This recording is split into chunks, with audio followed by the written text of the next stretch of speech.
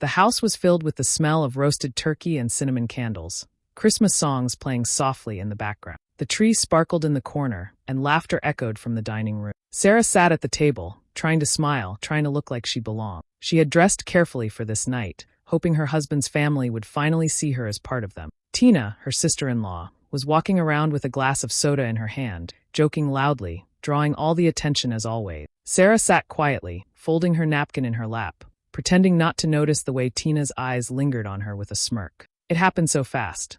Tina walked behind her chair, leaned in with a laugh, and tipped the glass just enough to spill. Cold soda rushed down Sarah's hair, dripping onto her sweater, sliding across her skin. For a moment, silence hung in the room. Sarah froze.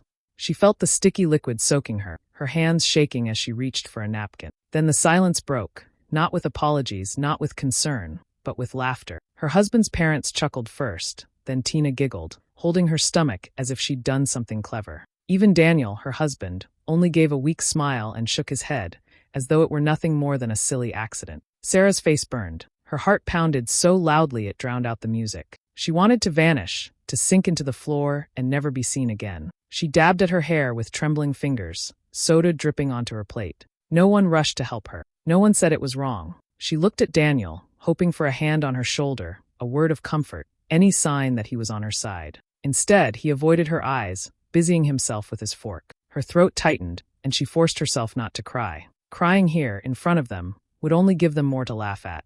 Inside, her thoughts twisted and spun. Why didn't he stop her? Why is this funny to them? Am I really just a joke in this family?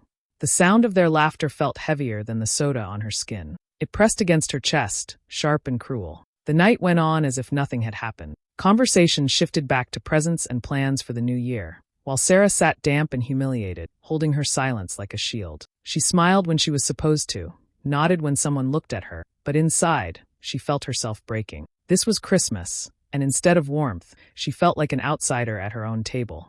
Sarah had not grown up with much. Her childhood was simple, quiet, and sometimes hard. Her parents worked long hours just to pay the bills, and Christmas at her home meant secondhand decorations, homemade cookies, and gifts that were thoughtful but never expensive. Still, she had been happy then, surrounded by love. When she met Daniel, she thought she had stepped into another world. He came from money, from a family where the house was big, the clothes were fine, and vacations were taken without worry. At first, Sarah felt lucky, almost like she had been chosen. She thought his family would welcome her the way her parents had welcomed everyone at their table. She dreamed of being accepted, of finally belonging to something grand and secure. But it didn't happen that way. From the beginning, Daniel's parents had looked at her with polite smiles that never reached their eyes. They asked about her family in ways that felt like they were checking her worth, not showing real interest. They made small remarks about her background, soft enough to seem harmless, but sharp enough to cut. Oh, you didn't travel much growing up?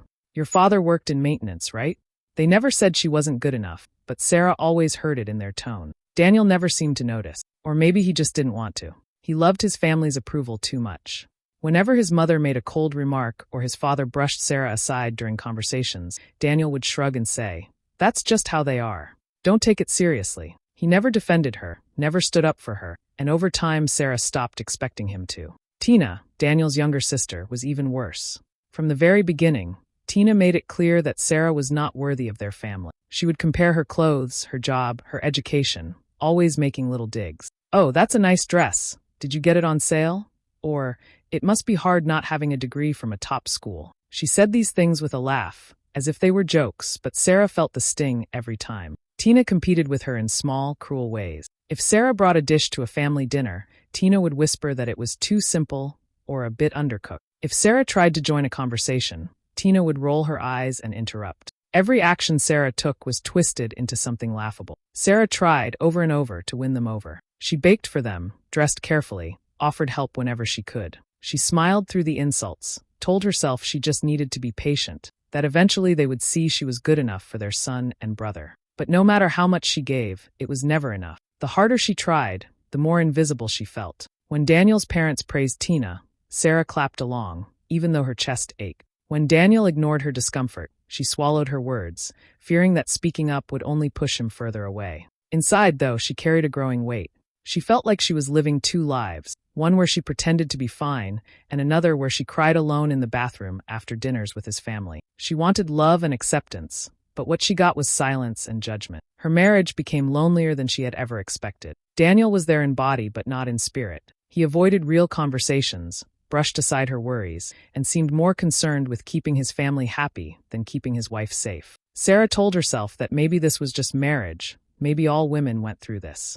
But deep inside, she knew something was breaking. For years, she clung to the hope that one Christmas, one birthday, one family dinner, something would change. She wanted to believe that kindness would finally come her way, that one day Tina would stop mocking her, that Daniel's parents would look at her not as an outsider, but as their own. But after the soda spilled on her head, after the laughter filled the room and no one stood by her, Sarah realized that maybe she had always been fooling herself. She was not part of this family. She was only surviving inside it.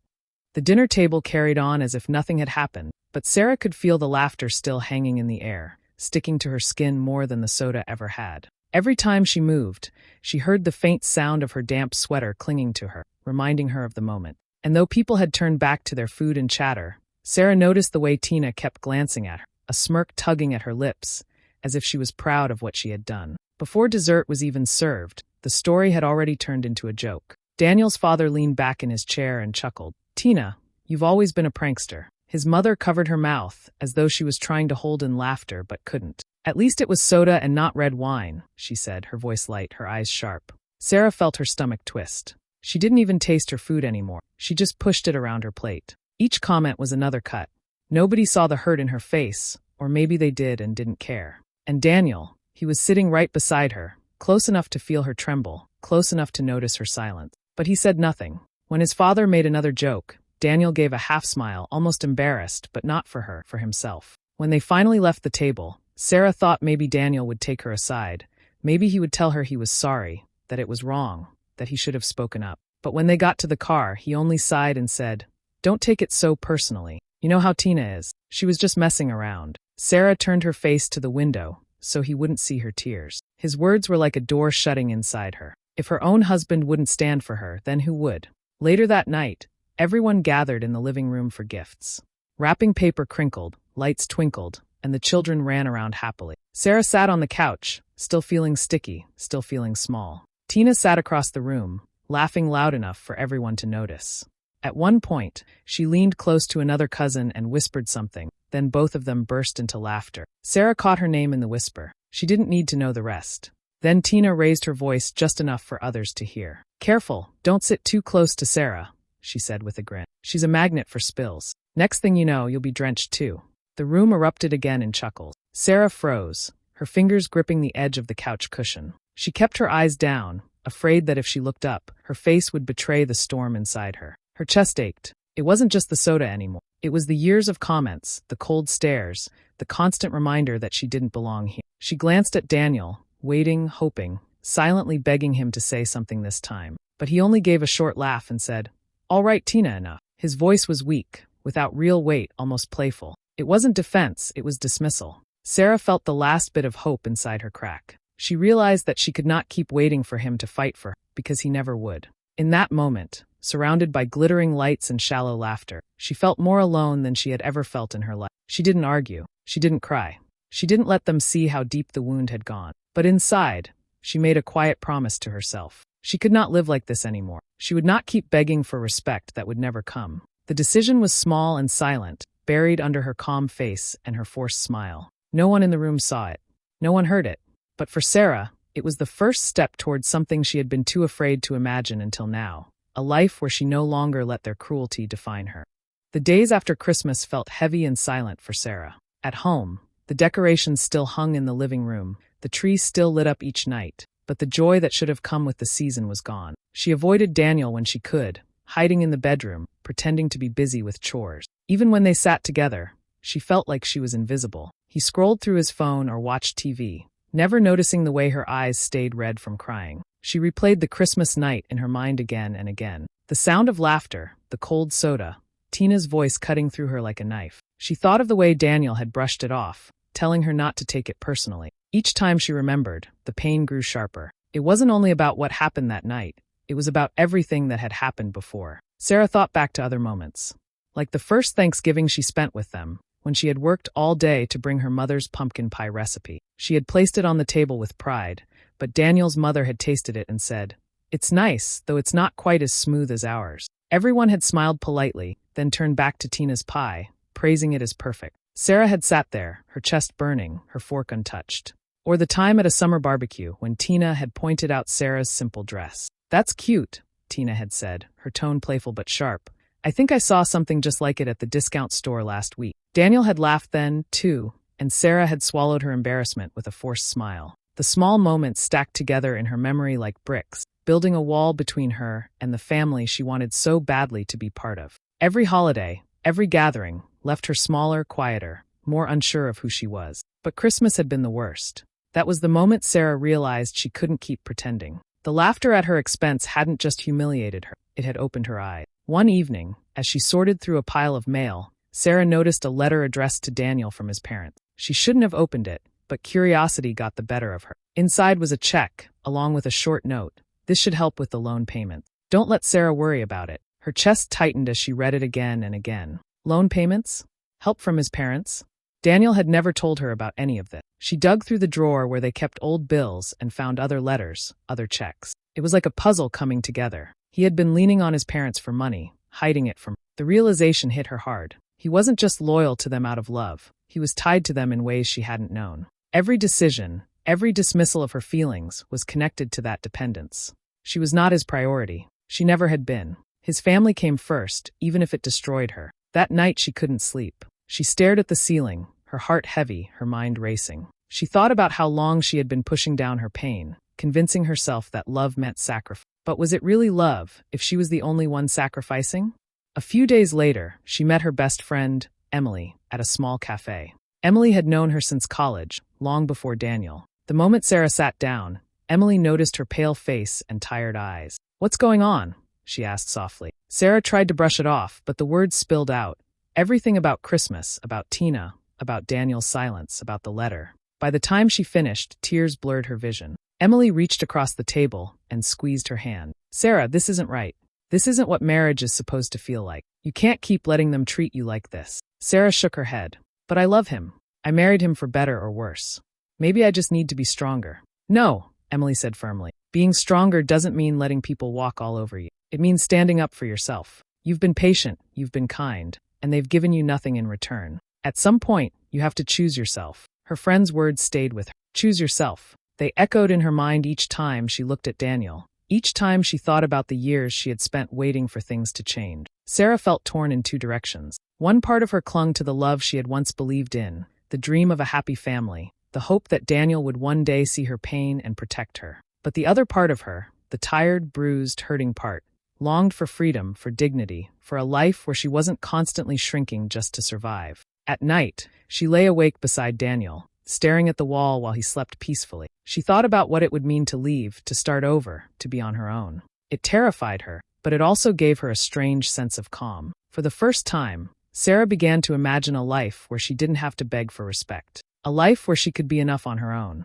The next family gathering came only a few weeks later, a late New Year's dinner at Daniel's parents' house. Sarah almost didn't go. She sat on the edge of the bed, staring at her dress, wondering if she had the strength to face them again. Part of her wanted to stay home. The cold night air hid the sharp face as she stepped outside the house. But another part of her hands were still trembling. Something inside her was strangely lighter. She was no longer willing to sit quietly and be Daniel calling after her. When they arrived, she kept walking. The house was bright and full of chatter. For years she had left Daniel's parents greeted them with the same polite smiles. This time, she left standing taller than before. On the drive Daniel home, tightly, Daniel tried barely to nodding at Sarah. His words came fast, the dinner started sharp, the same way as always. You embarrassed me. Praising you embarrassed my Daniel family. Joining in. Do you know what you've done? Sarah sitting quietly. Sarah stared out the window, to disappear into the background. I told then it happened again. If that embarrasses you, then maybe you should ask in her chair. Why? Her glass Daniel of wine went quiet after that and said loudly. The rest of the ride was heavy with silence. I still can't believe Daniel married someone from such a simple background. She simply let the quiet feel so out of place where her fear used to be. The room went silent for a moment. When she lay in bed beside him, Sarah, she knew something had changed forever. To smile, keep living like this.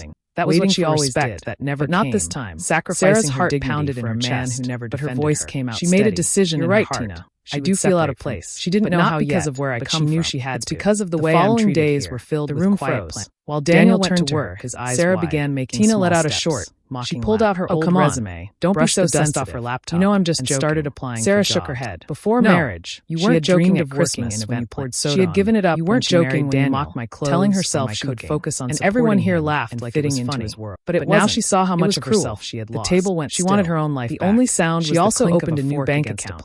One in her Sarah felt years of silence. Each time she made a plan or took a small step toward independence. And Daniel, she felt her strength returning to her husband. It was like waking up after years of being asleep. You sat there. Daniel noticed her distance. You've always done nothing. He tried to smooth things over, and then you told me to just get over it. Daniel's face flushed. For his family. Sarah, not now. They didn't mean to hurt you, he said. But Sarah didn't stop. But his words slid past her now. You sit there pretending to be perfect, his approval. But I know just like she no longer needed his family. You're not better than me, Tina. For years, you've been hiding your own mistakes while tearing me down. Every cold remark, she took a deep breath, every laugh at her expense, like the fact that you've been borrowing money from your parents for months. She saw the truth. Their cruelty said more about acting like you're so successful. She wasn't the one lacking. Tina's face turned red. The more Sarah focused on her future, that's none of your business. The smaller their voices. And Daniel, Sarah said, she no longer cared what Tina thought of. Been hiding debts from me too, or what Daniel's taking money from your parents instead of power over her had. Do you know how it feels to be the last she had given it to them? To find out she was taking it back instead of from my one afternoon. Daniel stood up again at the cafe. His chair scraping the floor. This time her smile was enough, real. Sarah. She told her friend about the job applications. We're not doing this account, but Sarah stood too. Emily squeezed her hand, voice rising. This is the Sarah I remember, because this is where it's always up on herself. Every insult, walking home, every laugh, Sarah every felt moment you let them break me down. She was not the broken woman silent. Christmas the room was thick with tension. She was not the girl who swallowed her tears, their mouths forced a smile. Tina stared at Sarah with anger. She was someone who had finally chosen herself. For the first time, the thought of leaving Daniel still scared her. She was the one holding the power. Easy to start over. Daniel reached to build a life on her own, trying to pull her back. Fear was no longer enough to keep her silent. You're embarrassing yourself. Each step she took reminded Sarah pulled her arm away. Freedom was worth the risk. No, Daniel. And for the first time in a long time, Sarah felt that embarrasses you. Not in Daniel. Problem. Not in his family. Her voice was steady now, clear and certain. She looked around the table, meeting each pair of eyes. I've spent years trying to be part of this family, but all I've gotten in return is cruelty. I'm done begging for your approval. From now on, I won't let anyone here treat me like I'm less. Silence filled the room. No one laughed this time. No one smirked. Sarah picked up her purse, straightened her shoulders, and walked out of the dining room. Behind her, she heard whispers, the scrape of chairs, but she didn't turn back. For the first time, she felt the weight lift off her chest. It wasn't over, not yet, but she had spoken her truth, and that truth had finally been heard. Sarah stood in her kitchen weeks later, the soft glow of the morning sun spilling across the counter. The Christmas decorations had been packed away, the tree gone, but the memory of that night still lingered. She could still feel the cold soda running down her hair, the sound of their laughter filling the room. For a long time, that memory had crushed her, made her feel small and unwanted. Now, when she thought of it, she felt something different. Strength. That night had broken her silence. It had pushed her to finally see the truth, to stop waiting for love and respect from people who would never give it. What once felt like the most humiliating moment of her life had become the start of her freedom. She sipped her coffee slowly, breathing in the quiet. Daniel moved around the house, distant as ever, but his shadow no longer scared her. His silence no longer defined her. She was already building a life outside of him, one step at a time. She thought of Tina, of Daniel's parents, of all the times they had laughed at her. A part of her still hurt, but she knew she would never let their voices shape her again. She had wasted too many years chasing their approval, believing she had to earn her place at their table. Now she understood. She didn't need their table at all. Sarah looked at her reflection in the kitchen window. She saw someone stronger than before, someone who had faced cruelty and chosen dignity instead of silence. She whispered to herself, almost like a promise, never again. I will never let anyone make me feel less than I am. And with that she smiled, a small, steady smile, the kind that comes from knowing you've survived, and that you're finally free. Hey besties, thanks for staying with me till the end of this emotional story. Imagine being humiliated at Christmas by your own in-laws, with even your husband staying silent. Painful, right? But sometimes it takes betrayal to wake us up and find the strength we always had inside. If you enjoyed this story, please like, share, drop a comment, and subscribe for more powerful stories. See you next time. Bye.